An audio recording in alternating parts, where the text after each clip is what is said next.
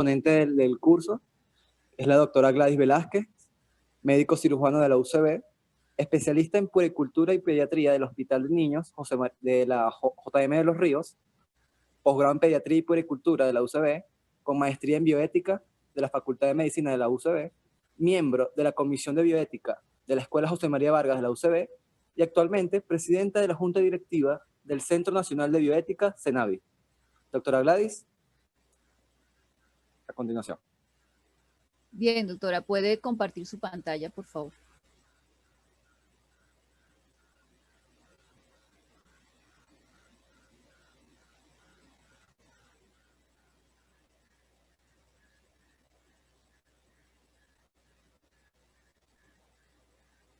Tiene el audio apagado la doctora Gladys. Raúl.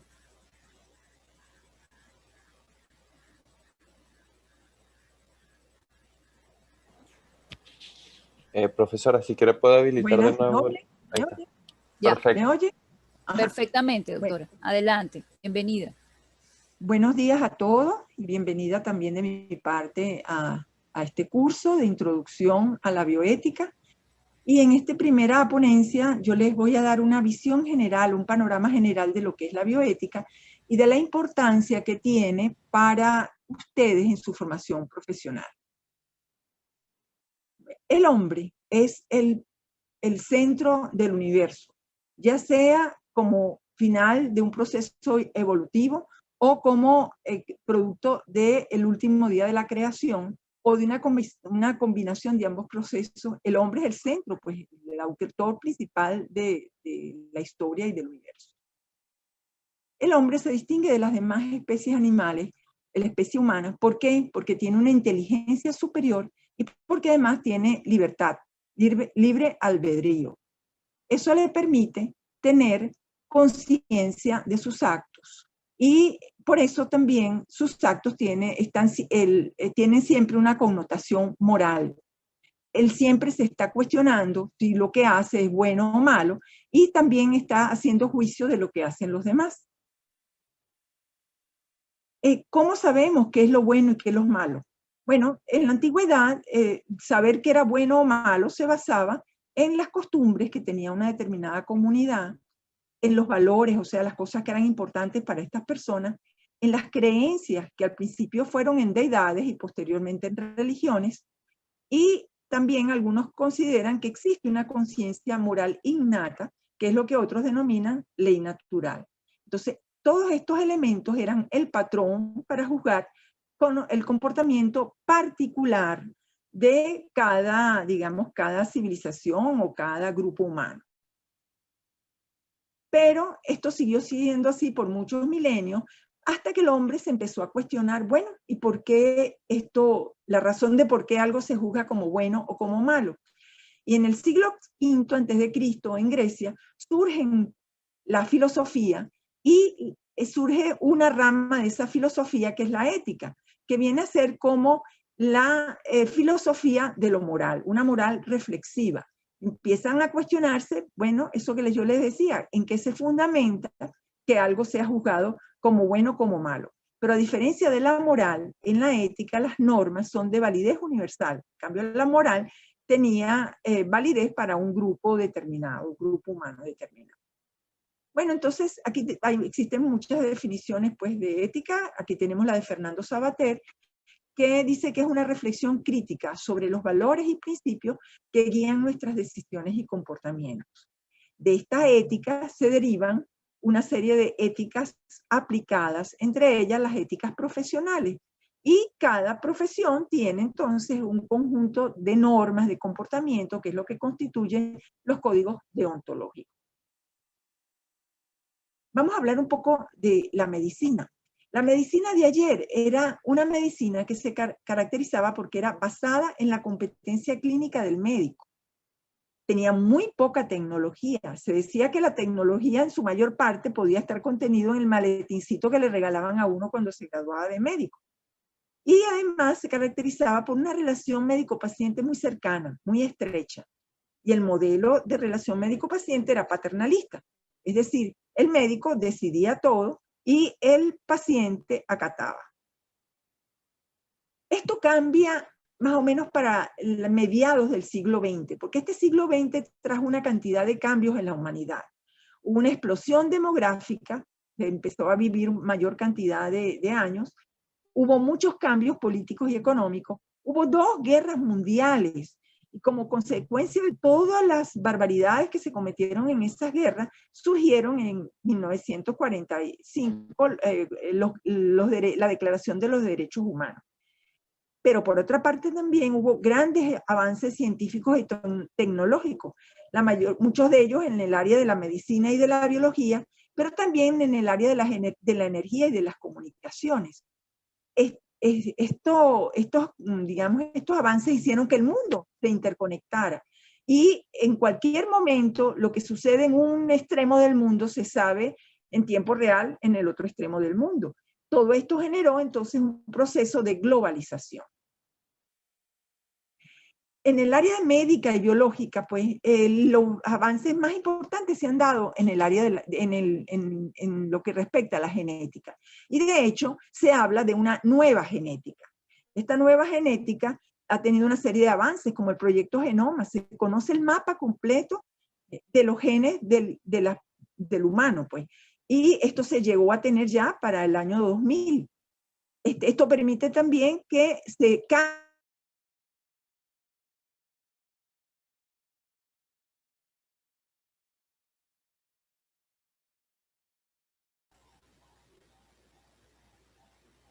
No le escuchamos, doctora.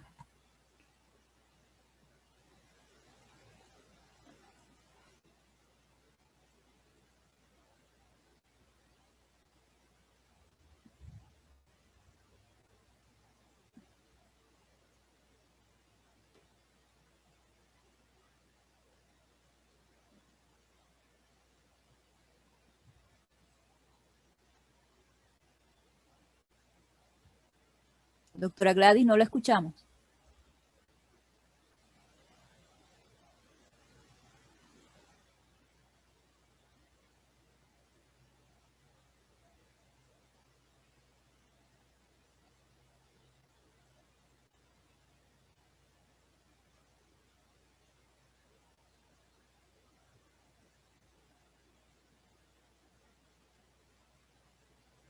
Algo pasó con la doctora.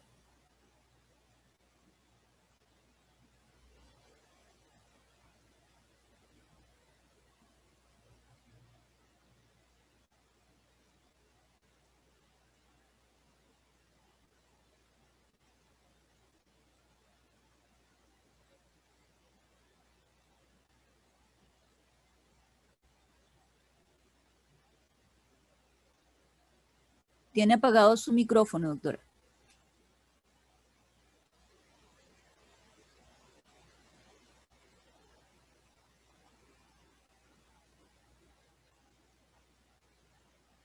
Ajá. Ok. Ahora sí, ¿verdad? Perfecto. Ok. Bueno, entonces, la nueva, como decía, no sé hasta dónde me oyeron, pero hablaba del diagnóstico genético prenatal, inclusive preimplantacional, y la genética predictiva, que permite que una persona sepa qué enfermedades puede sufrir en el futuro. También la medicina regenerativa, a través de las células madres, la clonación y la proteómica. Pero también la nueva genética tiene algunos aspectos oscuros, ¿verdad? El uso, por ejemplo, el uso que se da a esa información genética que se tiene, ¿verdad? Que puede generar en un momento dado discriminación. La destrucción de embriones porque sean defectuosos, porque ya hubo un diagnóstico prenatal, como decíamos antes. La selección no natural de la especie. Si alguien leyó el libro de Aldous Huxley, de un mundo feliz, podrá darse cuenta pues, de lo que pudiera suceder en esos casos. La inducción de cambios no programados con los alimentos transgénicos, se piensa que pueda llegar, o sea, se puede llegar a producir cambios genéticos en la persona que ingiera los alimentos. La transmisión de fallas genéticas que se den en un momento dado a la descendencia. Un área que también ha logrado mucho desarrollo con todas estas tecnologías es el área de la reproducción asistida. Entonces, pero como decía, la parte negativa, oscura, sería que se eliminan embriones supernumerarios las reducciones embrionarias que ocurren cuando digamos, se implantan varios cigotos y hay embarazos múltiples que no pueden llegar a su final, entonces se hacen reducciones embrionarias. Los embriones congelados que no se llegan a utilizar y que después de un tiempo hay que desechar. Cuando se usan gametos donados, por ejemplo, quién es el padre, cómo es la filiación. Y más recientemente lo que sucede con los niños medicamentos, que son niños que son procreados para hacer el repuesto de órganos de sus familiares que están con algunas enfermedades. Entonces, en relación a esto que hablamos de la reproducción asistida, la gran pregunta es si ese embrión, ese cigoto, ese embrión o ese feto es persona. ¿Y desde cuándo es persona? Esto es un tema muy controversial, pero vemos que la mayoría de las posturas científicas, de las religiones, inclusive de las legislaciones, consideran que es desde el momento de la concepción. Entonces, si de ser así, bueno, tenemos que hacer un juicio moral de lo que se está haciendo pues con estos individuos en los inicios de la vida. También ha influido la nueva tecnología en la prolongación de la vida, desde un extremo del espectro, que sería el tener la vida saludable, que ha logrado que se prolongue mucho más que antes la expectativa de vida, como el hecho de evitar la muerte a través de la reanimación en pacientes críticos, a través de la reanimación cardiopulmonar y las técnicas de soporte vital, ¿verdad? Y además con la emergencia de cantidad de medicamentos para diversas enfermedades que ha hecho pues que haya una sobrevida que antes no existía. Pero obviamente esto, como decía, también tiene su lado oscuro. La muerte ha pasado a ser algo programado, que podemos decidir con las máquinas, usando o no las máquinas. El encarnizamiento terapéutico, a veces pacientes terminales que son sometidos a terapias intensas en unidades de cuidados intensivos sin ninguna lógica. Los sobrevivientes con graves deficiencias, una persona que ha estado con una hipoxia prolongada, pues puede quedar en un estado vegetativo, o en el caso de los niños, pueden originar parálisis cerebrales que son una carga para su familia durante todas las vidas. Los altos costos de esta medicina tan sofisticada y por supuesto la injusticia en el acceso a estas tecnologías. Entonces la medicina de hoy es muy diferente a la medicina de antes, porque es una medicina muy tecnificada, con altos costos, con la intervención de terceros, como por ejemplo las empresas de seguro, con una relación médico-paciente despersonalizada y muchas veces dispersa, porque atienden tantos especialistas al individuo que no se sabe cuál es el médico tratante, y el modelo predominante es el autonomista, donde es el paciente el que toma las decisiones. Aunque pues sabemos que hay matices del autonomismo y hay además en muchos lugares y en muchas circunstancias lo que sigue predominando es el modelo paternalista. Entonces, toda esta tecnología y todos estos avances pues, ha hecho que el médico se enfrente a dilemas que antes no tenía, ¿verdad? Cuando desconectar de un respirador, por ejemplo, el caso de cuando se detecta un gen, se predice que una persona va a tener una enfermedad, etc. Entonces, estos dilemas son difíciles de afrontar para un médico cuando no tiene herramientas para hacerlo. El otro problema que ya habíamos mencionado es el de los altos costos de esta medicina y la inequidad. Y vemos así como existen países desarrollados donde se cuenta con todos los adelantos, países subdesarrollados donde la situación es muy diferente y la medicina es muy primitiva, y países en donde existen los dos modelos simultáneamente. Pero también la tecnología ha afectado al ambiente y ha originado una destrucción ambiental galopante. Hay contaminación de ríos, porque me hablo de la tecnología en general, no solamente de la médica. Hay contaminación del aire, muerte de especies animales, contaminación.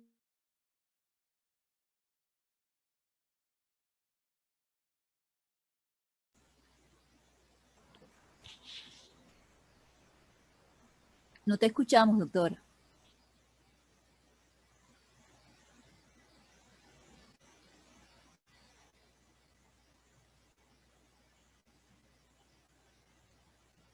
No la escuchamos, doctora.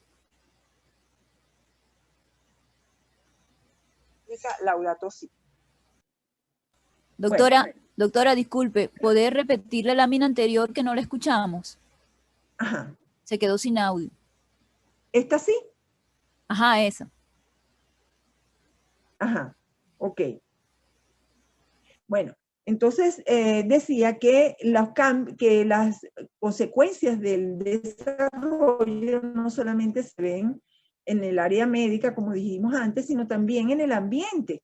Y entonces tenemos la contaminación de aguas, la contaminación del aire, la muerte de especies animales debido a la contaminación por radioactividad, por ejemplo, los accidentes que ha habido en las plantas nucleares, y tenemos el calentamiento global.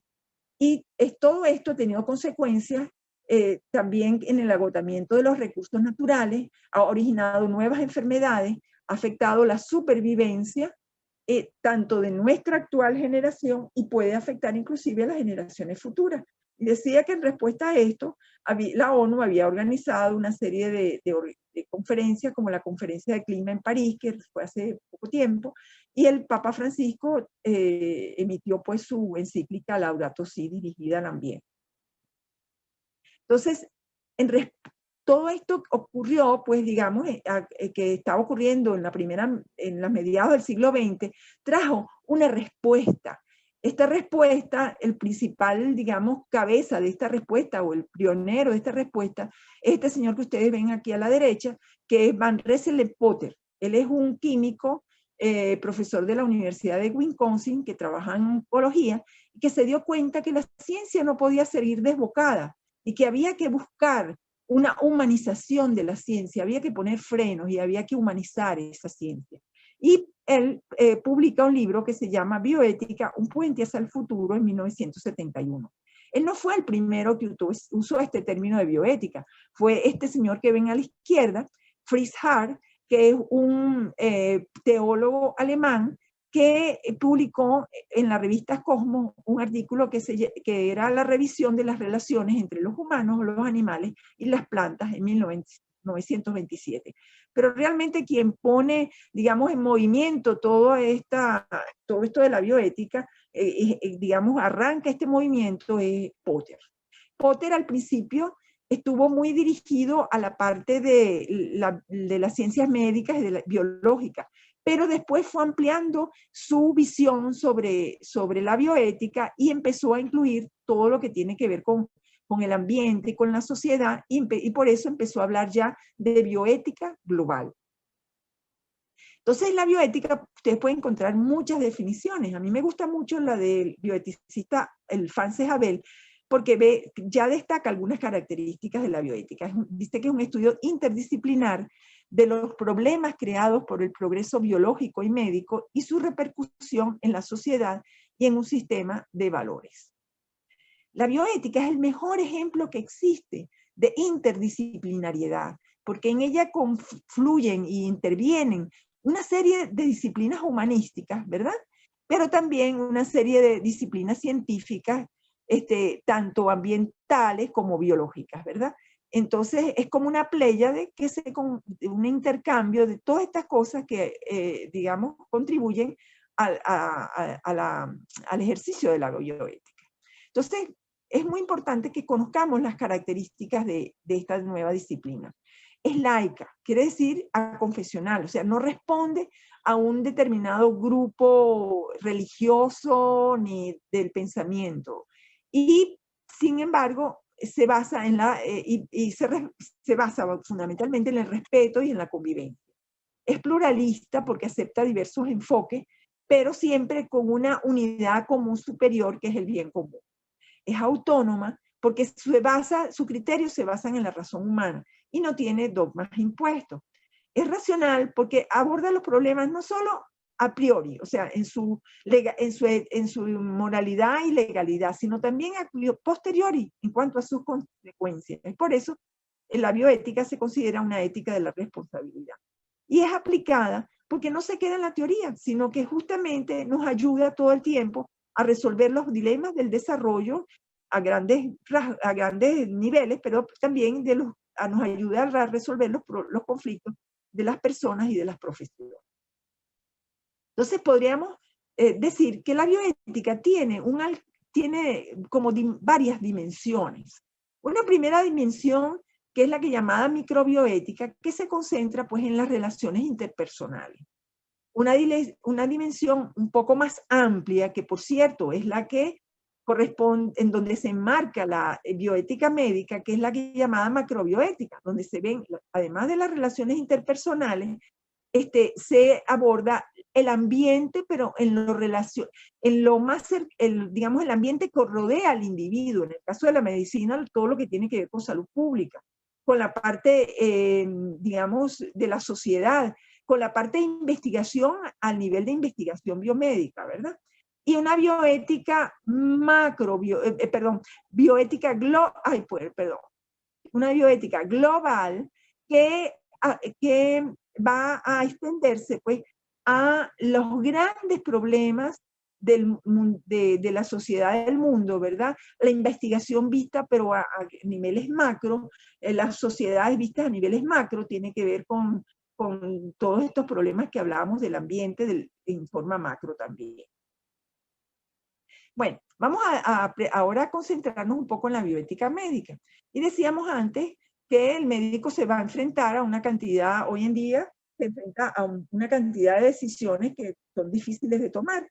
Entonces, ante cualquier decisión médica que vayamos a tomar, tenemos que hacer siempre un juicio clínico. El juicio clínico se basa en qué? En el paciente, o sea, cuáles son sus síntomas, cuáles son sus signos, en base a eso, qué diagnóstico estamos presumiendo, ¿verdad?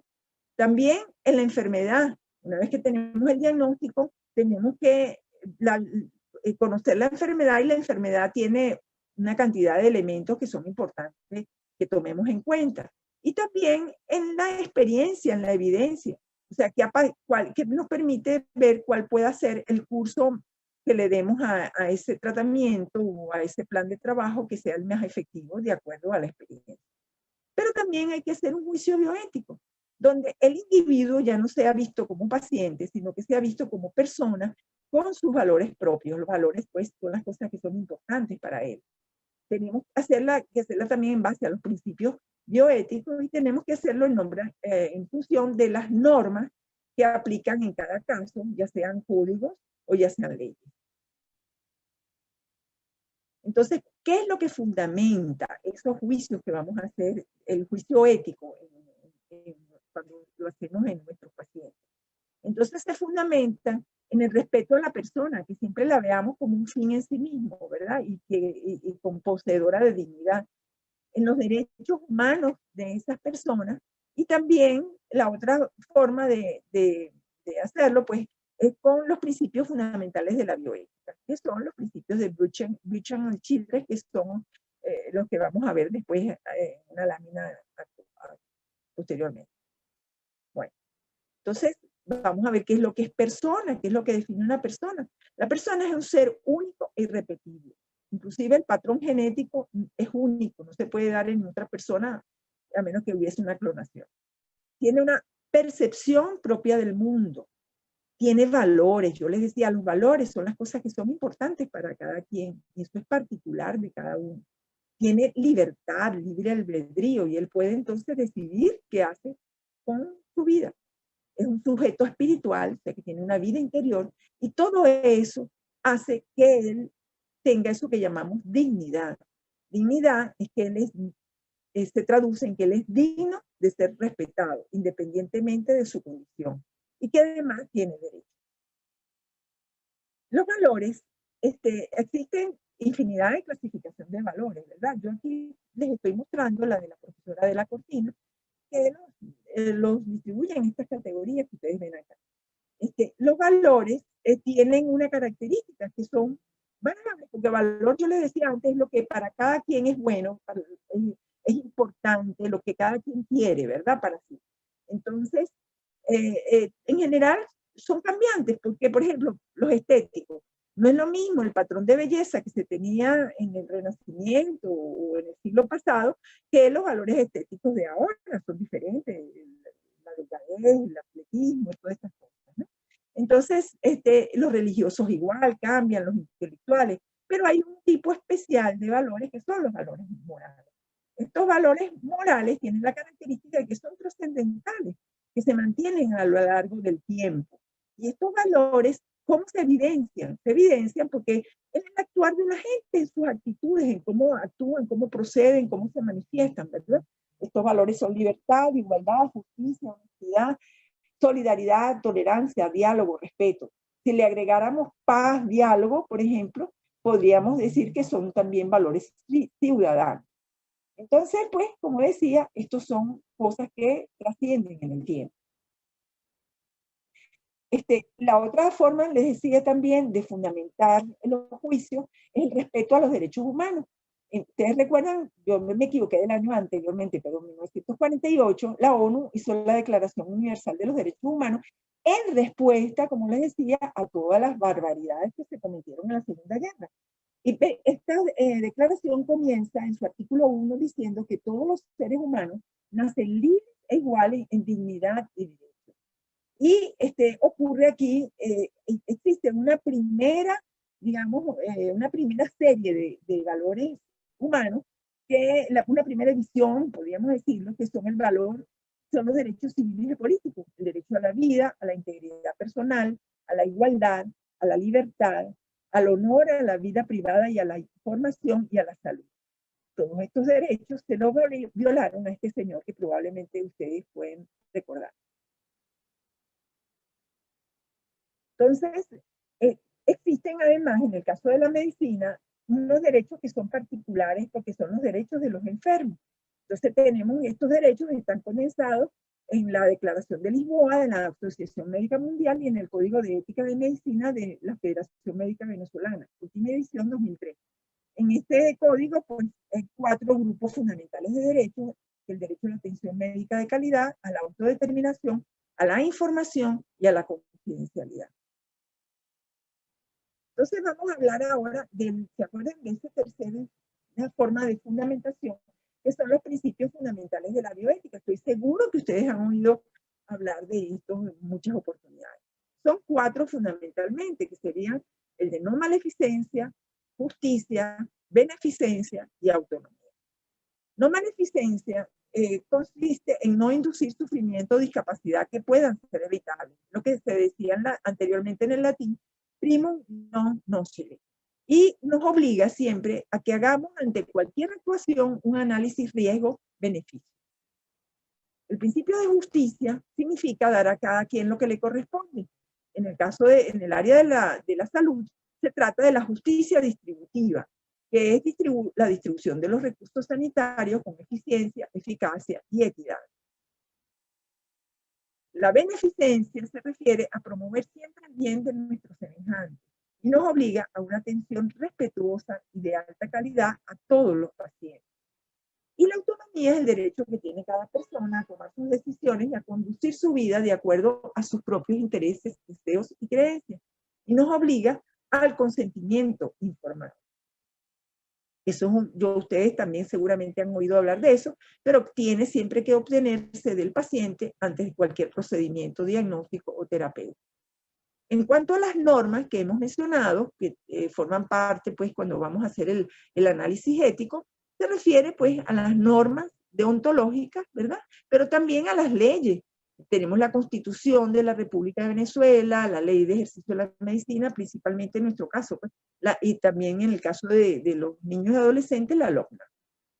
Bueno, entonces aquí hemos tratado de resumir un poco cuál es la secuencia que se sigue cuando uno está haciendo ese análisis bioético de una situación o de un caso clínico.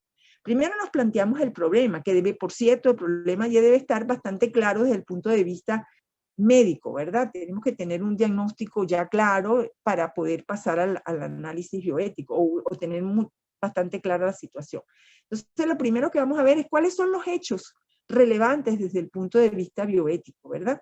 Después, cuáles son las personas que están involucradas en ese caso. Estos son los actores y qué valores tienen ellos, o sea, en sus actitudes, qué demuestran ellos. Y tenemos que ver el contexto, porque cada situación clínica es diferente a la otra, tiene un contexto diferente y cada caso por eso debe ser individualizado. Luego tenemos un primer nivel de evaluación que sería el deontológico. Vamos a comparar entonces lo que está sucediendo con las normas morales y con las normas legales. Y luego vamos a un tercer nivel, que sería el teleológico, ver qué consecuencias pueden tener los posibles causas que nosotros demos o respuesta que nosotros demos a esta situación, ¿verdad?